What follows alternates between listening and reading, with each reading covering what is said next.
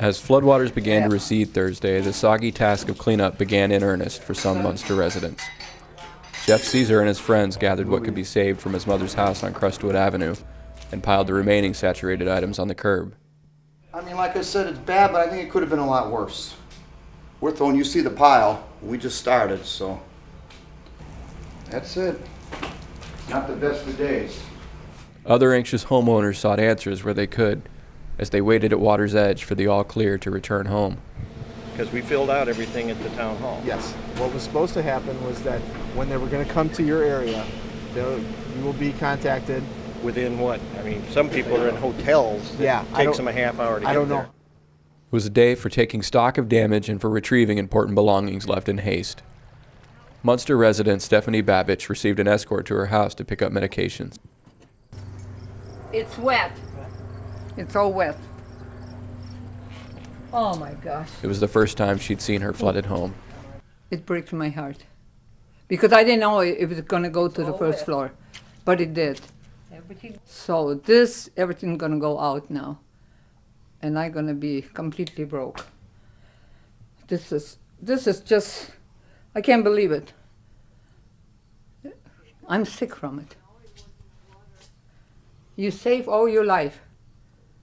You know, stuff like that. And in one day, everything is gone. With homeowners safe on dry land, Munster police officers shifted attention to rescuing family pets left behind during evacuation. Rescuing the animals, the Humane Society's picking them up and transporting them there for kenneling. And we're just shuttling back and forth to houses as people drop off their keys and addresses to pick up animals. Well, so far we got, today, 8 cats, a guinea pig, 2 guinea pigs, and a hamster so far. These cats are rough. Elsewhere, building and public safety officials began safety inspections on the fringe of flood-ravaged areas. They're basically checking the houses for safety to make sure the foundations are safe, no gas leaks, the electric is okay. Some residents received a green sticker signaling all clear, while others did not fare so well. The Southside Christian Church at Broadmoor and Tapper, one of the first areas to be hit by flooding, was not so fortunate. Well, the inspectors came. We, of course, have known that the water was high enough to get involved in the electrical systems and the gas and so on like that. The inspectors came and they have red tagged our building, which means that all utilities are shut off. We still have water in the sanctuary. It's a sunken sanctuary, and we're going to have to pump that out.